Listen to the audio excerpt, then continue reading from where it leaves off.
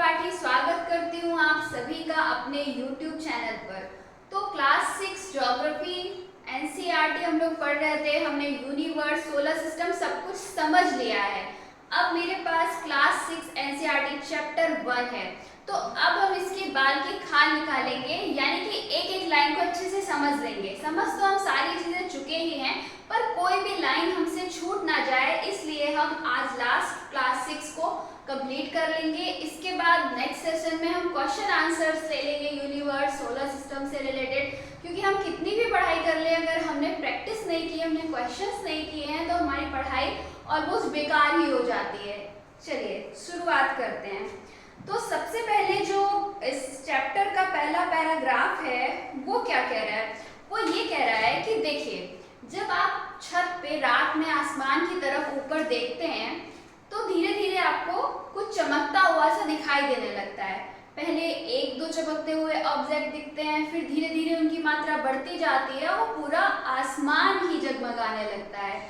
ठीक है, तो ये जो ऑब्जेक्ट्स आपको दिखते हैं वो क्या हैं? आप कहोगे तारे दिखाई देते हैं और चंद्रमा भी दिखाई देता है। कुछ तारे छोटे दिखाई देते हैं, कुछ बड़े दिखाई देते हैं, कुछ बहुत ज्यादा ब्राइट दिखाई देते हैं, कुछ डल दिखाई देते हैं, कुछ ऑब्जेक्ट ट्विंकल करते हुए दिखाई देते हैं और कुछ एकदम स्टेडी दिखाई देते हैं। तो जरा हम इस पैराग्राफ को अच्छे से समझते हैं कि क्या क्या कह रहा है एनसीईआरटी। देखो, एक तो बोला कि कुछ हमें छोटे दिख रहे हैं और कुछ बड़े दिख रहे हैं, कुछ ब्राइट दिख रहे हैं और कुछ डल दिख रहे हैं, कुछ ट्विंकल करते हुए दिख रहे हैं और कुछ स्टेडी दिख रहे हैं। चलिए समझते हैं। सबसे पहली बात, कुछ स्मॉल और कुछ बिग। इसका क्या रीजन हो सकता है कि कुछ तो हमें छोटे दिख रहे हैं लेकिन कुछ बड़े दिख रहे हैं। देखिए, एरोप्लेन हम सबने देखा है, हेलीकॉप्टर भी देखा है, टीवी में तो देखा ही है, बहुत बड़ा होता है, लेकिन जब वो आसमान में उड़ रहा होता है, यानी जब वो हमसे दूर होता है तो वो इतना छोटा दिखाई देता है। बट वो क्या सच में इतना छोटा होता है? नहीं, वो दूरी की वजह से हमें छोटा दिख रहा होता है। तो हो सकता है कि जो चीजें हमें छोटी दिख रही हैं वो है तो बहुत बड़ी, लेकिन वो हमसे बहुत दूर हैं, और जो बड़ी दिख रही हैं वो वास्तव में उतनी बड़ी ना हो लेकिन हमारे पास हो, इसलिए हमें बड़ी दिख रही हो। ठीक है, नेक्स्ट है ब्राइट और डल।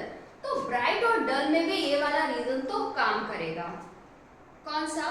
कि या तो वो है तो बहुत ब्राइट लेकिन हमसे दूर है इतना कि डल दिख रहा है। हेलीकॉप्टर पास में होगा तो साफ साफ दिखेगा ना, उसकी एक एक चीज देख पाओगे, कहाँ पे क्या लिखा हुआ है, कहाँ खिड़की बनी है, कहाँ क्या है। लेकिन अगर वो दूर होगा तो समझ पाओगे क्या उसकी संरचना को? नहीं समझ पाओगे, डल दिखेगा चाहे कितनी भी ब्राइट है। उसी तरीके से स्टार्स में ब्राइटनेस ज्यादा होते हुए भी अगर वो दूर हैं तो हमें डल ही दिखेंगे। या ये भी हो सकता है, इसमें दो रीजन काम करेंगे। हो सकता है कि वो डल हो ही, उनमें ब्राइटनेस हो ही ना ज्यादा। अगर वो ज्यादा ब्राइट हैं तो दूर होने पर भी हमें कुछ तो ये दिखाई ही पड़ेंगे। ठीक है, फिर है ट्विंकल होते हैं कुछ ऑब्जेक्ट, और कुछ ऑब्जेक्ट आसमान में स्टेडी होते हैं, जैसे कि तारे। तारे मोस्टली ट्विंकल करते हुए दिखते हैं, लेकिन कुछ एक ऑब्जेक्ट ऐसे भी होते हैं जो एकदम स्थिर दिखते हैं हमको। और चंद्रमा को ले लीजिए, मून तो ट्विंकल करता हुआ नहीं दिखता है। उसका क्या रीजन है? उसका रीजन आइए समझते हैं अच्छे से। मैं बार बार आपको एक बात बताती हूँ कि ये जो हमारी अर्थ है, इस अर्थ के चारों तरफ है सुरक्षा कवच। सुरक्षा कवच किसने बनाया हुआ है? वायु ने, गैसेस ने, एयर ने। एयर ने 5 लेयर इसके अराउंड बना रखी है। ये हमारी क्या है? अर्थ है। अर्थ के अराउंड 5 लेयर है वायु की, जिसको हम लोग वायुमंडल कहते हैं। तो होता क्या है कि जब इन ऑब्जेक्ट से, आसमान के ऑब्जेक्ट से लाइट आती है तो वो इस वायुमंडल को क्रॉस करते हुए आती है। तो कई सारी लेयर होने की वजह से यहाँ पर जो लाइट है वो मुड़ जाती है, तो हमें ये ट्विंकल करते हुए लगते हैं। इस घटना को रिफ्रैक्शन बोलते हैं। ठीक है, तो अपवर्तन की वजह से तारे हमें टिम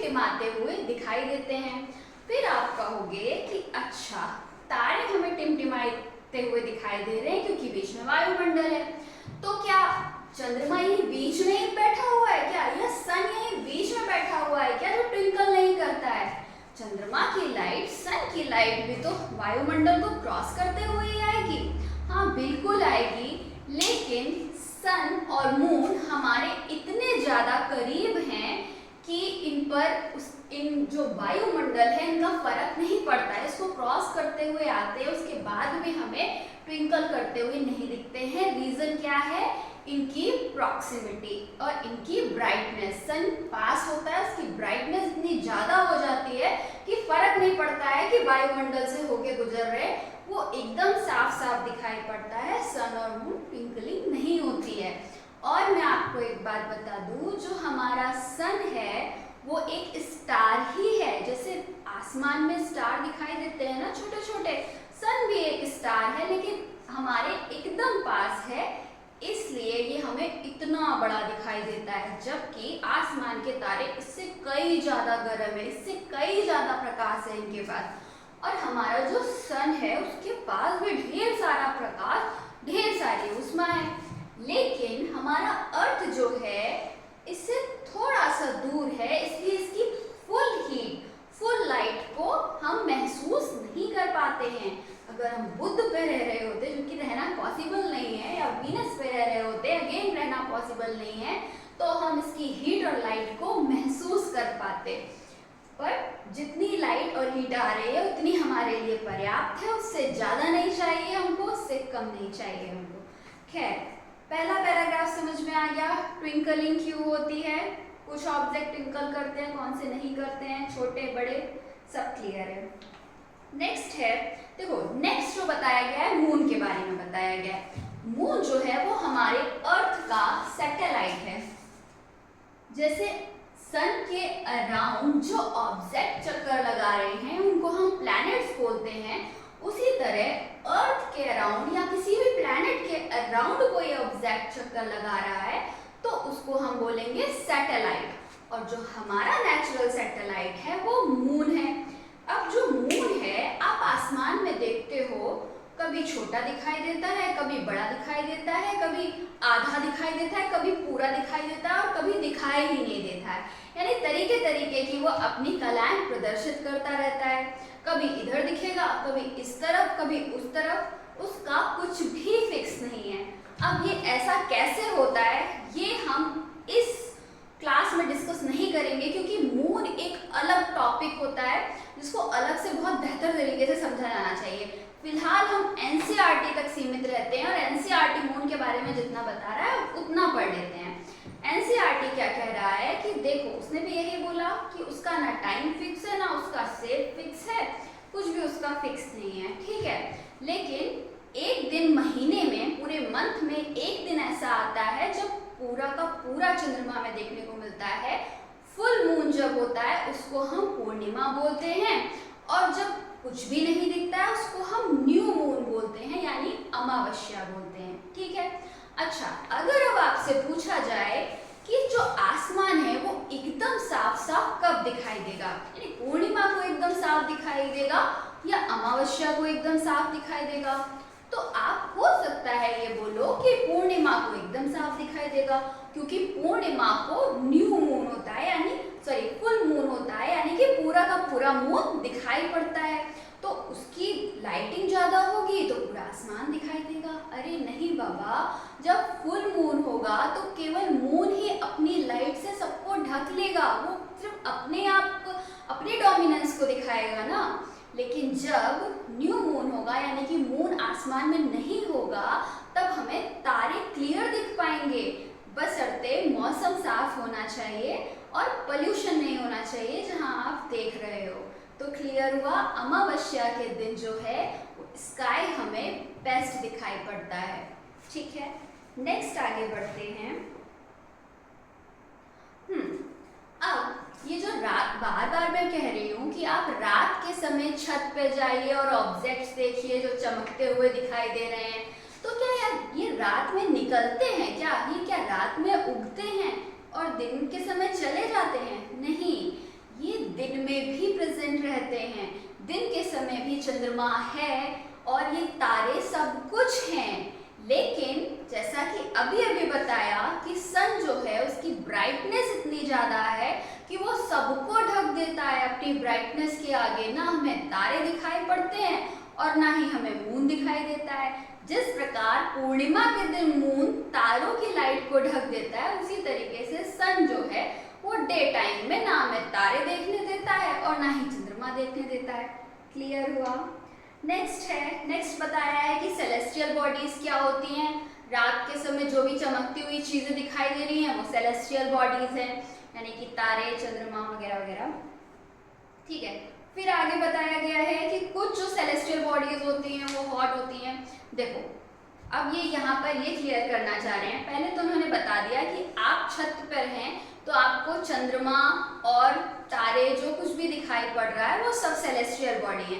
अब वो एक बात क्लियर करना चाह रहे हैं कि चंद्रमा चमकता हुआ जरूर दिखाई दे रहा है, परंतु ये उसकी जो रोशनी है वो उसकी खुद की नहीं है। कुछ ही ऑब्जेक्ट्स होते हैं जो हॉट होते हैं, जिनके पास लाइट होती है। समझिएगा, यहाँ पर जो सन दिखाई पड़ रहा है जो कि एक स्टार है। स्टार क्या होते हैं? स्टार गैसेस होती हैं। गैस से आपस में क्या होता है? संलयन हो रहा है, नाभिकीय संलयन की क्रिया होती है इसमें, इसलिए स्टार का फॉर्मेशन होता है। जब नाभिकीय संलयन की क्रिया हो रही होती है तो ऊष्मा बहुत ज्यादा, एनर्जी बहुत ज्यादा निकलती है। ठीक है, तो एनर्जी किस फॉर्म में निकलती है? लाइट और हीट के फॉर्म में निकलती है। ठीक, तो ये जो लाइट एंड हीट निकली, इसी ने सबको, पूरे के पूरे सोलर सिस्टम को प्रकाशित कर दिया। मार्स को प्रकाशित किया, वीनस को, अर्थ के सैटेलाइट को, मार्स के सैटेलाइट को, जुपिटर को, सैटर्न को, यूरेनस को, नेपच्यून को, सबको जो रोशनी और ऊष्मा दे रहा है वो सन ही दे रहा है। जो स्टार्स हैं उनकी खुद की हीट और लाइट होती है, जबकि प्लैनेट्स हो गए, डॉग प्लैनेट्स हो गए, सैटेलाइट्स हो गए, इनकी खुद की हीट एंड लाइट नहीं होती है। इनके प्रकाश से आसमान में चमकते हुए दिखाई देते हैं। ठीक है, यहाँ पर ये क्लियर कर दिया गया। ठीक,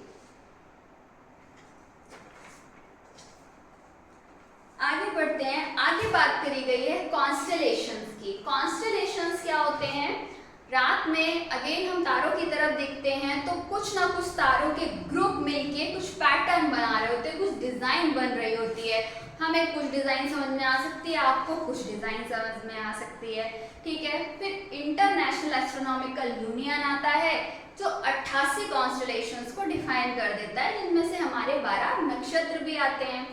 उन्हीं कॉन्स्टेलेशंस में से एक ये कॉन्स्टेलेशन है जिसको हम लोग उर्सा मेजर बोलते हैं, या फिर ये आप देख रहे हो ये एक स्कूप की तरह दिखाई दे रहा है, चम्मच जैसे जिससे वो चीनी वगैरह निकालते हैं ना, तो उसकी तरह दिखाई दे रहा है। तो इसलिए इसको बिग डिपर भी बोलते हैं, उर्सा मेजर भी बोलते हैं। एक्चुअल में जो उर्सा मेजर है ना, उसका मतलब होता है बिग बियर। इससे जब हम बनाएंगे तो बियर की तरह की आकृति बन जाएगी, इसलिए इसको उर्सा मेजर, बिग बियर और बिग डिपर बोलते हैं।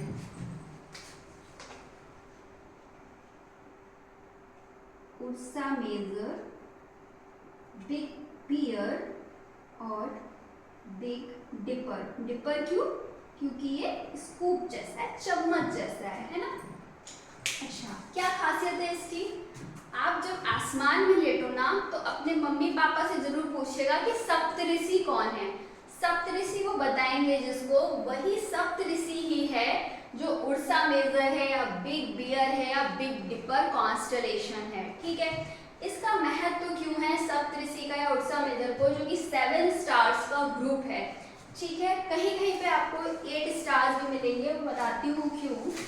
इसमें ये जो 2 स्टार दिखाए वैसे तो 7, देखो 1 2 3 4 5 6 7 स्टार्स हैं। ये वाले जो 2 स्टार्स हैं जिनको मेराक बोलते हैं और दुबे बोलते हैं। मेराक और दुबे, सॉरी मेराक और दुबे। जब मेराक और दुबे को हम लोग आगे की ओर बढ़ाएंगे, एक लाइन खींचेंगे, एकदम सीधे लाइन खींचेंगे, तो अब जो हमें जो स्टार मिलेगा ना, ये स्टार है नॉर्थ पोल। ये स्टार है ध्रुव तारा। सप्तऋषि के 2 तारों को मिला के आगे बढ़ाने पर जो तारा मिलता है उसको हम ध्रुव बोलते हैं या पोलरिश बोलते हैं, ठीक है। नॉर्थ पोल, ध्रुव तारा या फिर पोलरिश बोलते हैं, इसको पोल स्टार भी बोलते हैं। ध्रुव तारा, ध्रुव तारे की ऐसी क्या खासियत है? ध्रुव तारे की खासियत ये है कि देखो, पहली बात तो मान लो यहाँ पर ये हमारा अर्थ है, ठीक। अर्थ अपने एक्सिस पर यहाँ टिल्ट है ना, यहाँ पर नॉर्थ पोल है और यहाँ पर साउथ पोल है। तो जो नॉर्थ पोल है, नॉर्थ पोल के आप एकदम ऊपर देखोगे ना, नॉर्थ पोल के जस्ट ऊपर ध्रुव तारा है। भाई हमारी पृथ्वी का नॉर्थ पोल कहाँ है? हमारी पृथ्वी का नॉर्थ पोल नॉर्थ में ही है, यानी उत्तर दिशा में है। और उत्तर दिशा के जस्ट ऊपर अगर कोई तारा बैठा है तो वो उत्तर दिशा को बता देगा हमको, क्लियर। और हमें तारा ढूंढने का तरीका भी पता है कि सप्तऋषि हम खोज लेंगे, सप्तऋषि में से 2 तारे मेराक और दुबे, उनसे सीधी लाइन खींचते हुए देखेंगे तो आगे जो तारा दिखेगा वो ध्रुव तारा है। यानी कि अगर हम कहीं खो गए, हमारे पास जीपीएस सिग्नल नहीं है रात में, तो हम नॉर्थ डायरेक्शन खोज लेंगे। अगर हमें एक डायरेक्शन पता चल गई तो बाकी सारी डायरेक्शन हम बता देंगे। अगर ये नॉर्थ डायरेक्शन है तो क्लॉकवाइज इधर बढ़िए, ये कौन सी हो जाएगी? ईस्ट डायरेक्शन हो जाएगी। एंटी क्लॉकवाइज इधर आ जाइए तो इधर वेस्ट डायरेक्शन हो जाएगी, और नीचे कौन सी हो जाएगी? South direction. एक बस पता चलनी चाहिए तो वो हमें ध्रुव तारा से पता चल जाती है। अच्छा, अब आप कहोगे कि ये जो डिपर दिख रहा है, ऊपर भी सेम ऐसा ही डिपर दिख रहा है, डिपर जैसी संरचना दिख रही है। हाँ, इसको जो बोलते हैं, जैसे ये बिग बियर है, ये स्मॉल बियर है, ये लिटिल बियर है, लिटिल डिपर है।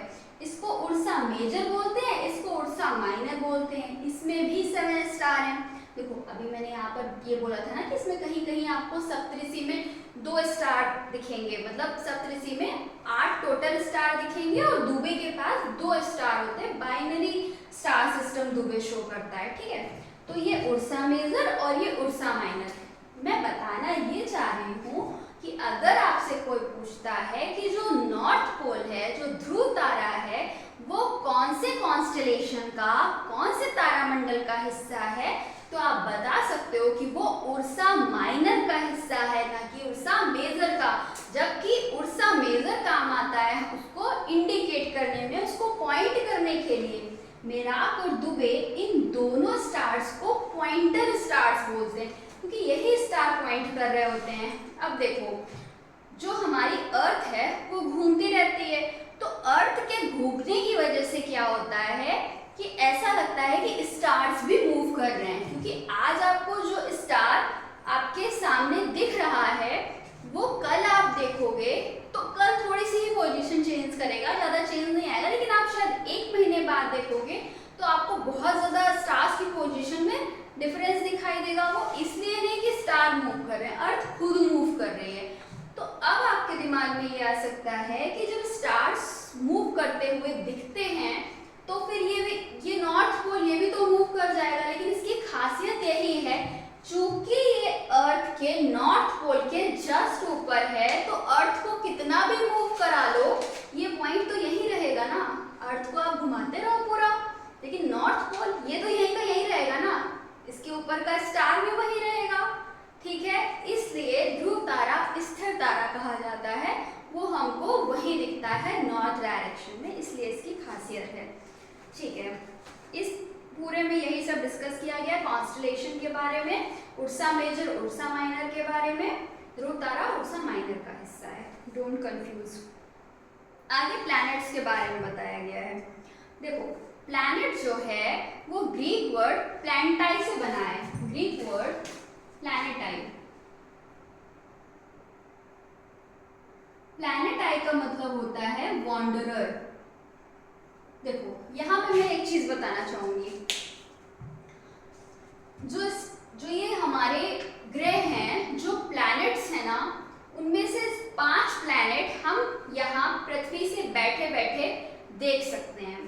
जिसमें से वीनस तो हमें सुबह और शाम दोनों टाइम दिखाई देता है, उसको मॉर्निंग स्टार और इवनिंग स्टार भी बोलते हैं, क्योंकि ये बहुत ज़्यादा ब्राइट है। ब्राइटनेस इसकी खुद की नहीं है, एनर्जी सन दे रहा है इसको, लेकिन उसको ये ट्रैप कर ले रहा है। दूसरी बात, वीनस पर बहुत ज्यादा वॉल्केनिक इरप्शन होते हैं, तो इसके कारण ये हॉट प्लैनेट है, ब्राइटेस्ट प्लैनेट है, सुबह और शाम ये दिखाई पड़ता है। जुपिटर बहुत बड़ा है इसलिए दिखाई पड़ता है। आपके मार्स हो गए, पास होने की वजह से दिखाई देता है, मरकरी दिखाई देता है, सैटर्न दिखाई देता है, यूरेनस और नेपच्यून हमें यहाँ से दिखाई नहीं पड़ते हैं। तो जब ग्रहों की खोज नहीं हुई थी, हमारे पूर्वज लेट के जब आसमान की तरफ देखते थे तो वो ये देखते थे कि जो स्टार्स हैं वो तो घूमते हुए दिखते हैं, कभी उनकी पोजीशन इधर कभी उधर। देखो स्टार्स का क्या है कि वो मूवमेंट, जैसा मैंने बताया, बहुत कम मूवमेंट दिखता है उनका, ठीक है। और वो भी किस लिए, क्योंकि हम घूम रहे हैं, इसलिए 1 डिग्री का मूवमेंट स्टार्स शो करते हैं। लेकिन जो प्लैनेट्स होते हैं, प्लैनेट्स हमारे पूर्वजों को कैसे दिखते थे कि आज वीनस यहाँ दिखाई दे रहा है, कल वीनस उधर दिखाई दे रहा है, तो इतना ज्यादा उनमें मूवमेंट दिखाई देता था, तो वो उनको बोलते थे कि ये वॉन्डरर है, ये आवारा है, इसलिए प्लैनेटाई नाम पड़ गया। प्लैनेटाई मतलब वॉन्डरर, और इसी से बन गया प्लैनेट, ठीक है। नेक्स्ट यहाँ पर डिफाइन कर दिया है कि प्लैनेट की खुद की हीट एंड लाइट नहीं होती है, वो हीट लाइट एनर्जी लेते हैं कहाँ से, सन से लेते हैं। फिर अर्थ के बारे में भी कि earth get its all heat and light from the sun, उसको सारी एनर्जी सन से मिलती है, सूर्य ऊर्जा का एकमात्र स्रोत है। देखो हमारे अर्थ पर लाइफ नहीं होगी अगर सनलाइट हमको नहीं मिलेगी, सन की हीट नहीं मिलेगी, सन की एनर्जी नहीं, क्योंकि संचालित ही हो रहे हैं उस एनर्जी से। कैसे, पेड़ पौधों, हम पेड़ पौधों पर जीवित हैं, पेड़ पौधे अपना भोजन किससे बनाते हैं, सनलाइट से। CO2 plus H2O in the presence of sunlight, C6H12O6 plus O2, प्रकाश संश्लेषण की रिएक्शन अभी पढ़ते थे ना, तो सनलाइट तो जरूरी है उनको अपना भोजन बनाने के लिए। अब उनको कंज्यूम करते हैं हम लोग, क्या जानवर भी उन्हीं को कंज्यूम करते हैं? या ये बताओ कि जो ईंधन हम यूज कर रहे हैं, कोयला यूज कर रहे हैं, पेट्रोलियम यूज कर रहे हैं, तो कोयला और पेट्रोलियम यहाँ पहले से तो नहीं था अर्थ पे। जो जीव जंतु हैं, जीवाश्म हैं, उनके अवशेष से, पेड़ पौधों से, और हम जानवर जीव जंतु हमसे ही कोयला और पेट्रोलियम बना है, जीवाश्मों से। उस ईंधन पर तो लाइट चल रही है, उस ईंधन पर पेट्रोल चल रहा है। बात समझ में आ रही है? क्या क्या रोल है, क्यों बार बार ये बोला जाता है कि सूर्य एकमात्र ऊर्जा का स्रोत है, ठीक है। नेक्स्ट आगे बढ़ते हैं।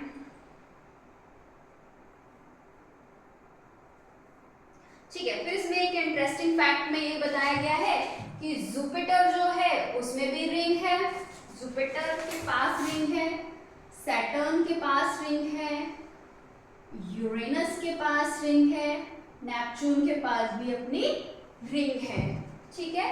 हम डिस्कस पहले भी कर चुके हैं कि जुपिटर के पास 4 रिंग का स्ट्रक्चर है, सैटर्न के पास 7 रिंग का स्ट्रक्चर है, यूरेनस के पास 13 रिंग्स हैं, और नेपच्यून के पास 5 रिंग्स हैं। ये हम लोग ऑलरेडी डिस्कस कर चुके हैं। इसकी रिंग सीधी सीधी यूरेनस की दिखाई देती है, क्योंकि यूरेनस खुद क्या है, वो लेटा हुआ ग्रह है, इस वजह से। तो इसमें एनसीईआरटी में नेपच्यून का नाम नहीं लिखा है, लेकिन अगर क्वेश्चन आता है तो हम टिक करेंगे, क्योंकि नेपच्यून के पास भी रिंग्स हैं, 5 रिंग्स हैं, उनके नाम है। फिर डायग्राम है, डायग्राम को हम फिर डिस्कस कर लेंगे, मतलब पूरा चैप्टर खत्म होने के बाद इसको देख लेंगे। फिर अगेन सन के बारे में बताया गया है कि सन नाम कहाँ से आया। जो रोमन माइथोलॉजी थी उसके हिसाब से जो सूर्य देवता थे उनको सोल बोलते थे, तो सोल माने सन, सोल माने सन, और सोलर माने जो कुछ भी सन से रिलेटेड है, और सोलर सिस्टम माने जो सन का बनाया हुआ पूरा सिस्टम है। सन का सिस्टम बना रखा है ना, अपने ग्रेविटेशन में सारे प्लैनेट्स को, डॉग प्लैनेट्स को, सैटेलाइट को, सबको बांधा हुआ है, तो family of sun is solar system, ये बताया गया है इसमें। अब इसकी अपनी हीट एंड लाइट होती है, गैसेस से मिलकर बना है, हाइड्रोजन, हीलियम। फिर आपको बताया गया है कि प्लैनेट्स का क्रम, देखो प्लैनेट्स के बारे में इतना पढ़ लो कि आपको क्रम वैसे भी याद हो जाए, आपको अलग से ट्रिक याद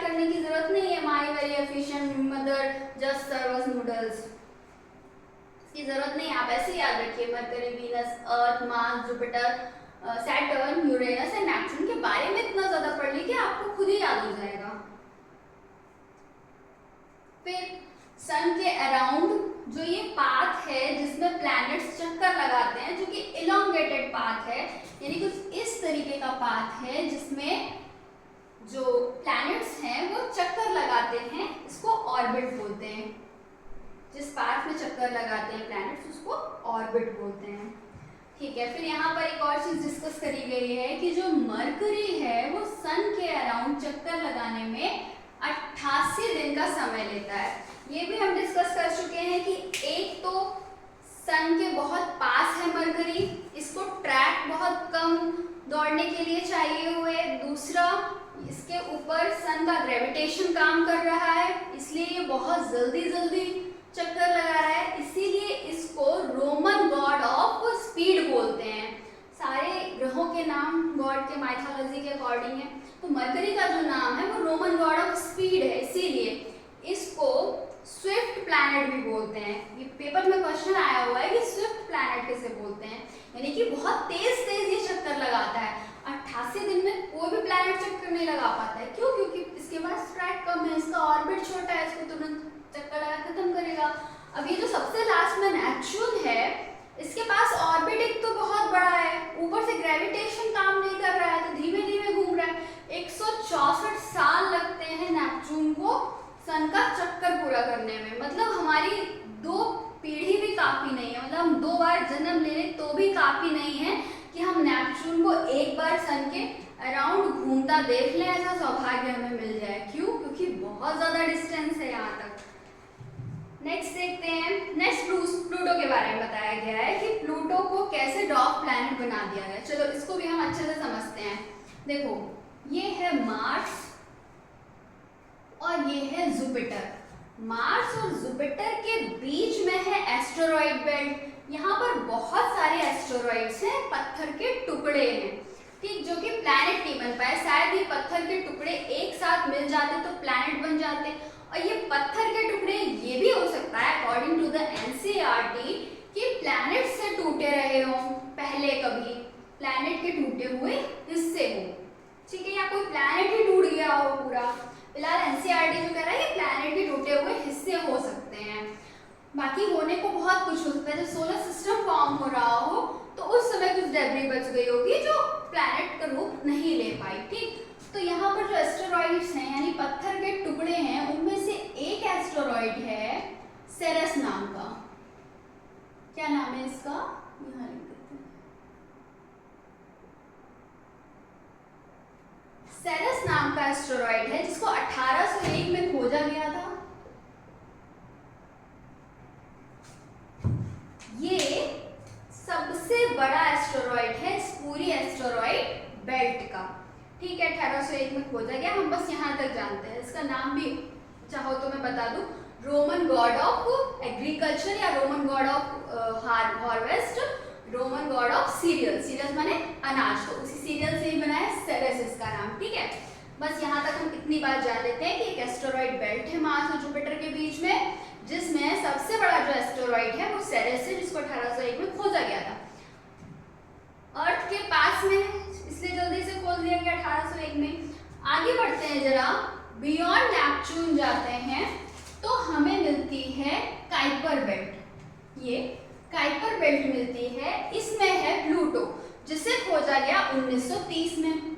तो यहाँ मिला प्लूटो, कब खोजा गया? 1930 में। अब ये जब प्लूटो मिला तो नेपच्यून तक तो 8 ग्रह हो गए थे, जब प्लूटो मिला तो इसको बना दिया गया 9वां ग्रह। 9 ग्रह हमारे पास कंप्लीट हो गए थे, ठीक है। फिर बाद में क्या होता है कि काइपर बेल्ट में 2004 में हामिया नाम का एक, कुछ भी आप समझ लो, एक मिलता है, कुछ एस्टेरॉइड मिलता है, ठीक है, हामिया मिलता है 2004 में। फिर क्या होता है 2005 में 2 और ऑब्जेक्ट मिलते हैं, 2 और सेलेस्टियल ऑब्जेक्ट मिलते हैं जिनका नाम है मेक और एरिस। यहाँ लिखते हैं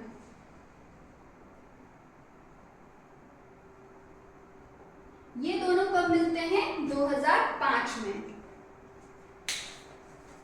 होमिया मिला, वहां तक ठीक था। मेक मिला 2005 में, वहां तक ठीक है। अब जब ये एरिस जब 2005 में मिल जाता है तो देखा जाता है कि ये ऑलमोस्ट प्लूटो जैसे ही तो है, प्लूटो से बस जरा सा छोटा है। तो जब प्लूटो को हमने नवा प्लैनेट बोला है तो क्या अब उसको 10वें प्लैनेट का दर्जा दे दिया जाए? बोला भी गया बहुत। एरिस को अगर आपसे कोई क्वेश्चन पूछे कि 10वां प्लैनेट किसको बोलते हैं तो वो एरिस को ही बोलते हैं। इस समय बहुत ज्यादा बहस स्टार्ट हो गई थी कि क्या प्लैनेट कहना ठीक है। ऐसे तो हमें मिलते रहेंगे प्लैनेट्स, हम उनको सबको प्लैनेट ही बोलते रहेंगे। ऐसे तो फिर होमिया को भी प्लैनेट बोलो, सबको प्लैनेट बोलो। यहाँ जो सेरस इतना बड़ा सा एस्टेरॉइड मिला हुआ है इसको भी प्लैनेट बोला जाए तब तो जब ये बहस छिड़ी तो फिर इंटरनेशनल एस्ट्रोनॉमिकल यूनियन की बैठक बैठती है। तो उस बैठक में ये निर्णय लिया जाता है कि देखो अब हम अलग डेफिनेशन बनाएंगे। 3 पॉइंट्स रखे गए कि इनको प्लैनेट बोलेंगे। इन 3 पॉइंट्स को जो क्वालिफाई नहीं कर पाएगा, केवल 2 को क्वालिफाई कर पाएगा, उसको हम ड्वार्फ प्लैनेट बोल देंगे।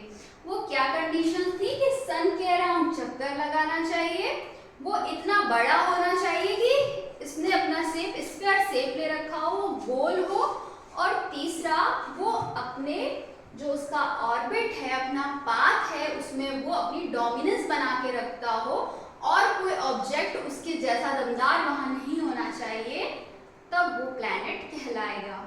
लेकिन प्लूटो के साथ क्या था? प्लूटो के साथ क्या हुआ कि वो चक्कर तो लगा रहा था सन के अराउंड, वो गोल शेप में भी था, लेकिन वो इतना दमदार अब साबित नहीं हो रहा था कि उसको प्लैनेट बना दिया जाए, क्योंकि जो क्लियर द ऑर्बिट वाली कंडीशन थी वो उसको प्लूटो फॉलो नहीं कर पा रहा था। अब क्या होता है 2006 में प्लूटो को डॉर्फ प्लैनेट बना दिया जाता है, होमिया को डॉर्फ प्लैनेट बना दिया जाता है, सेरेस को डॉर्फ प्लैनेट बना दिया जाता है यहाँ से उठा के, मेक एरिस, इन सबको यानी 5 डॉर्फ प्लैनेट 2006 में बना दिए जाते हैं। ये सेरेस जो कि 1801 से खोजा गया था और 2006 तक ये केवल एक बड़े एस्टेरॉइड का ही दर्जा रखे हुए था, अब इसको डॉर्फ प्लैनेट का दर्जा मिल चुका था। ठीक है, 5 डॉर्फ प्लैनेट याद रखेंगे। क्वेश्चन पूछा जाता है कि निम्न में से कौन सा डॉर्फ प्लैनेट है, कौन सा नहीं है, तो उनमें इनके 4 नाम दे दिए जाते हैं, सेरेस, होमिया, मेक, प्लूटो और एरिस। एरिस जो है वो एकदम काइपर बेल्ट की एज पे है, उसके बाद स्टार्ट हो जाता है हमारा ऊट क्लाउड। देखो बुक में दिया हुआ है, सेरेस का नाम दिया हुआ है जिसको डॉर्फ प्लैनेट बनाया गया। एक और नाम लिखा हुआ है ब्रैकेट में 2003 UB313। क्या लिखा है? 2003 UB313।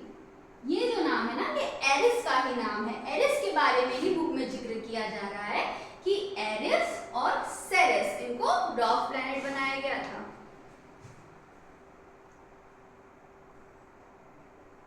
नेक्स्ट फिर अर्थ के बारे में बताया गया है कि अर्थ का जो शेप है वो जियोइड है। टर्म्स को समझ लेते हैं, आप थोड़ा सा हटा देते हैं।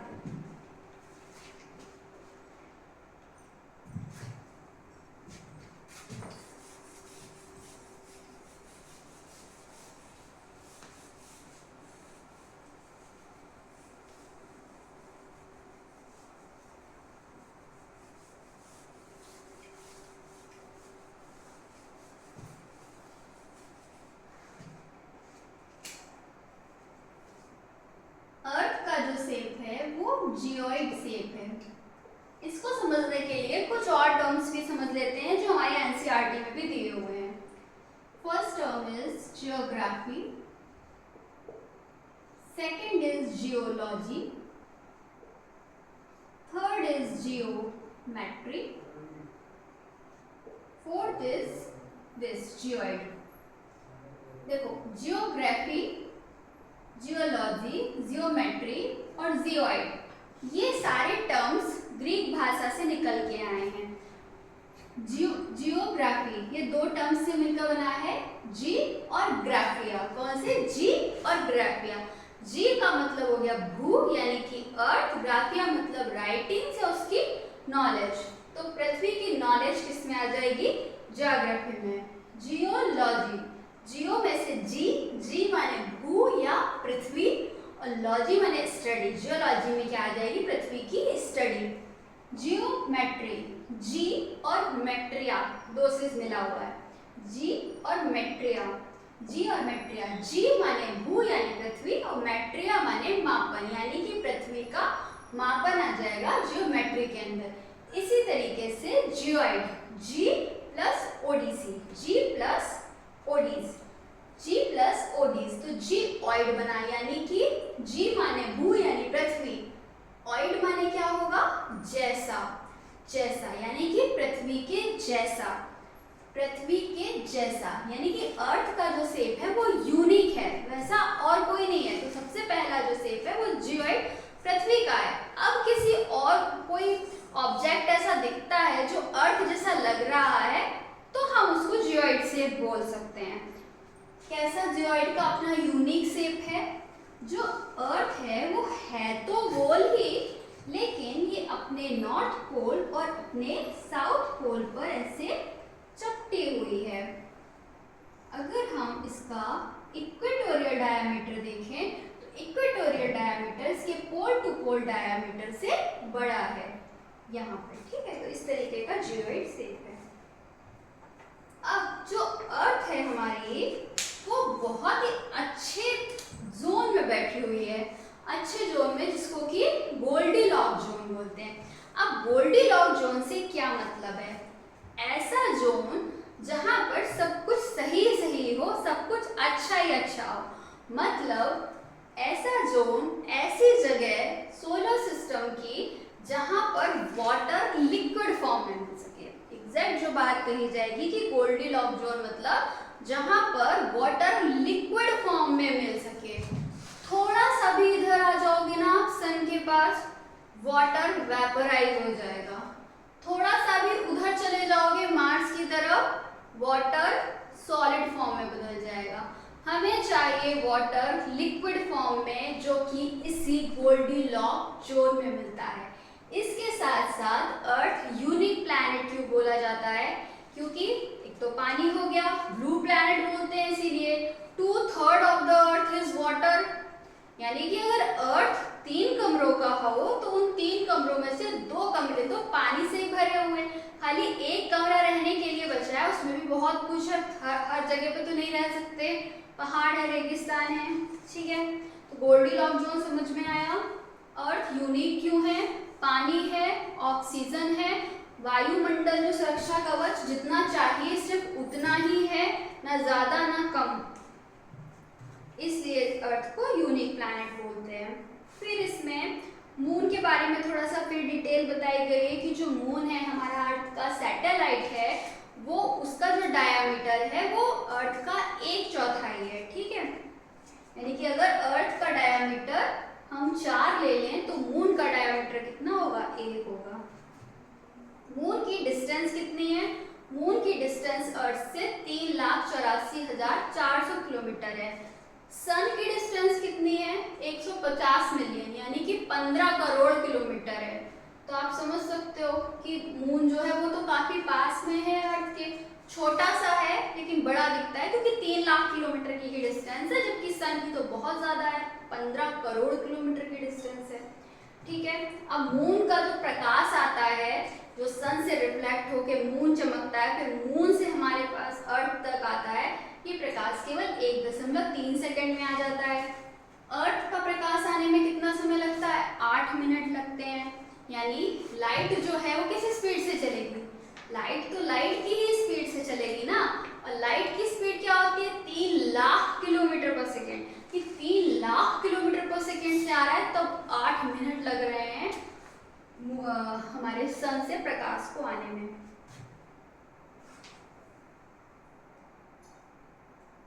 ठीक है। अब एक चीज और बताई गई है कि जो मून है हमें हमेशा मून की एक ही सरफेस दिखाई देती है, दूसरी जो सरफेस है वो हमने देखी नहीं है, वो अनडिस्कवर्ड है। हमारा जो चंद्रयान 3 गया था वो भी उसके पिछले हिस्से पर गया था, साउथ पोल पर गया था, जो कि यहाँ से दिखाई नहीं देता है, अनडिस्कवर्ड पार्ट है मून का। तो ऐसा क्यों होता है? देखो मून को तो हम अलग से डिस्कस घबराएंगी नहीं। फिलहाल जो एनसीईआरटी ने सिर्फ 2 लाइनें लिख दी उसको याद रख लीजिए, क्योंकि जो मून है वो अर्थ के अराउंड रोटेट भी 27 दिन में होता है। अर्थ के अराउंड उसका जो रिवॉल्यूशन है वो भी 27 दिन का है, और उसका अपने एक्सिस के अराउंड जो रोटेशन है, रोटेशन और रिवॉल्यूशन दोनों 27 डेज में कंप्लीट हो जाता है। इसलिए उसकी एक फेज हमें कभी दिखाई ही नहीं पड़ता है। मून पर क्या क्या है, क्या लाइफ पॉसिबल है मून पर? देखो, लाइफ के लिए सबसे इंपॉर्टेंट अगेन मैं बोलूंगी कि अर्थ के अराउंड क्या है, वायुमंडल है। वायुमंडल होना बहुत जरूरी है, लेकिन मून के अराउंड वायुमंडल है ही नहीं, या है भी तो बहुत ही माइनर, ना के बराबर, उससे कोई फायदा नहीं है। वायुमंडल उसका सुरक्षा कवच का काम नहीं कर रहा है। अगर कोई मेटियोरॉइड आता है तो वो पहले चंद्रमा पे गिरेगा, फिर पृथ्वी के पास। अगर चंद्रमा उसको पहले मिल गया रास्ते में तो वो चंद्रमा के ऊपर ही गिरेगा। इसीलिए चंद्रमा पर बहुत सारे गड्ढे दिखाई देते हैं। हम देखते हैं ना चंद्रमा पे, जो बोलते हैं चंद्रमा पे दाग है, वो दाग नहीं है, वो दाग गड्ढे हैं जो कि मेटेरॉइड्स उसके ऊपर आके एस्टेरॉइड मेटेरॉइड गिरे हुए हैं। वायुमंडल होता तो उसको वहीं जला रहा होता। जैसे हम तक हर कोई एस्टेरॉइड, हर कोई मेटेरॉइड नहीं चलाएगा, हमारा वायुमंडल उसको बीच में ही जला देगा। ठीक है, फ्रिक्शन क्रिएट करेगा, हीट क्रिएट करेगा, बर्न करेगा, वही शूटिंग स्टार हमें दिखाई दे रहे। ऐसे तो अगर वायुमंडल नहीं होता, जो शूटिंग स्टार्स हम देखते हैं वो सब हमारे ऊपर गिर रहे होते और क्रेटर बना रहे होते बहुत बड़ी। जैसे कि एक बार गिरा भी है महाराष्ट्र के बुल्ढाना जिले में जो लोनार लेक है, तो वो बहुत ही बड़ा एस्टेरॉइड रहा होगा जो कि वायुमंडल का उस पर असर नहीं पड़ा। ठीक है, तो क्या क्या है मून पर? माउंटेन्स हैं, प्लेन्स हैं, डिप्रेशंस हैं, इन्हीं की शैडो हमको दिखाई देती है, जिनको हम चांद पे दाग बोलते हैं। फिर इंटरेस्टिंग फैक्ट्स में दिया हुआ है कि नील आर्मस्ट्रॉन्ग सबसे पहले चंद्रमा पर उन्होंने कदम रखा था 20 जुलाई 1969 को। ये गए थे अपोलो 11 से, इनके साथ बज एल्ड्रिन भी थे और माइकल कॉलिंस भी थे। माइकल कॉलिंस ने चंद्रमा पर कदम नहीं रखा था, एडविन एल्ड्रिन, बज एल्ड्रिन जो थे और ये नील आर्मस्ट्रॉन्ग, इन दोनों ने चंद्रमा पर कदम रखा था, जिनमें सबसे पहले नील आर्मस्ट्रॉन्ग ने रखा था। इसके बाद एस्टेरॉइड बताया गया। एस्टेरॉइड तो मैं बहुत बार आपको बता चुकी हूँ, मुझे वापस बताने की जरूरत नहीं है। मीटियोरॉइड्स भी बताने की जरूरत नहीं है। एस्टेरॉइड्स बड़े होते हैं, उन्हीं का टूटा हुआ हिस्सा मीटियोरॉइड्स होता है। चूंकि वो हल्के होते हैं इसलिए अर्थ उनको अट्रैक्ट कर लेगा, और कोई प्लैनेट होगा उनको अट्रैक्ट। देखो होगा क्या, एक बार फिर से देखो कि ये है एस्टेरॉइड बेल्ट, इसमें सारे एस्टेरॉइड्स हैं। तो सबसे पहले एस्टेरॉइड को ये मार्स अपनी ग्रेविटी में खींचेगा। पहले तो मार्स की ग्रेविटी में आएंगे। अब बताओ कि मार्स ने मान लो अपनी ग्रेविटी में खींच लिया हो, और जब तक वो आ रहा हो मार्स के पास और मार्स चला जाए आगे, क्योंकि वो परिक्रमा लगा रहा है ना सन की, तो अब क्या होगा? अब कौन पड़ेगा बीच में? हमारा चंद्रमा पड़ेगा। चंद्रमा भी हमारा उस तरफ हो, तो अब क्या होगा? अब ये एस्टेरॉइड अर्थ के ग्रेविटेशन में आ जाएगा। ठीक है, तो इस तरीके से एस्टेरॉइड का डर रहता है। लेकिन हमारे पास वायुमंडल है तो कोई दिक्कत नहीं, छोटा मोटा होगा तो हमारा वायुमंडल निपटा देगा। इसके बाद है गैलेक्सीज। गैलेक्सीज क्या होती हैं? ग्रुप ऑफ स्टार्स होती हैं। स्टार क्या होते हैं? गैसेज होती हैं, हाइड्रोजन हीलियम गैसेज हैं। ये गैसेज जब जुड़ गई है, संलयन हो रहा है, तो स्टार के जो स्वतंत्र गैसेज होंगी वो भी गैलेक्सी में प्रेजेंट होंगी, एनर्जी प्रेजेंट होगी, डार्क मैटर, और जब ये स्टार एक्सप्लोड कर जाएंगे तो उनका डस्ट भी प्रेजेंट होगा। तो ये सब गैलेक्सी हो गया। हमारी जो गैलेक्सी है उसको मिल्की वे बोलते हैं, क्योंकि जब हमारे पूर्वज जैसे छत पे लेटते थे ना, आसमान की तरफ देखते थे, तो उनको ऐसा लगता था कि दूध की नदियां बह रही हैं। एक नदी है, पूरा आकाश में गंगा नदी बह रही है, तो आकाश गंगा नाम पड़ गया, और दूध की नदी से मिल्की वे नाम पड़ गया। देखो आप ये सोच सकते हो कि जो हमारी आकाशगंगा है वो कैसे दिखाई दे सकती है? तो नहीं, हमें अपनी आकाशगंगा के, हम तो एक स्टार के सोलर सिस्टम में रह रहे हैं ना, बाकी के स्टार्स तो हमें अपनी गैलेक्सी के दिखाई पड़ेंगे, दूसरी गैलेक्सी के स्टार्स भी दिखाई देंगे। ऐसा नहीं कि हमारी मिल्की वे गैलेक्सी है तो हमें केवल खाली बाहर ऊपर केवल मिल्की वे ही दिख रही हो, हमें और गैलेक्सी के स्टार्स भी दिखते हैं, अपनी गैलेक्सी के स्टार्स भी दिखते हैं। हम तो केवल उसके एक स्टार के एक छोटे से हिस्से में रह रहे हैं। ठीक है, यूनिवर्स क्या, उस पर तो फुल डिस्कशन हो चुका है, बताने की जरूरत नहीं है। एवरीथिंग इज यूनिवर्स, जो भी सोच पाओ, जहां तक सोच पाओ, सब कुछ यूनिवर्स है।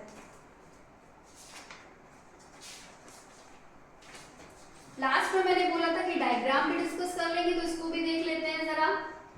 इसको बात तो करी है कि जो मरकरी है वो सबसे तेज चक्कर लगाता है, तो 58 डेज में कंप्लीट कर लेता है।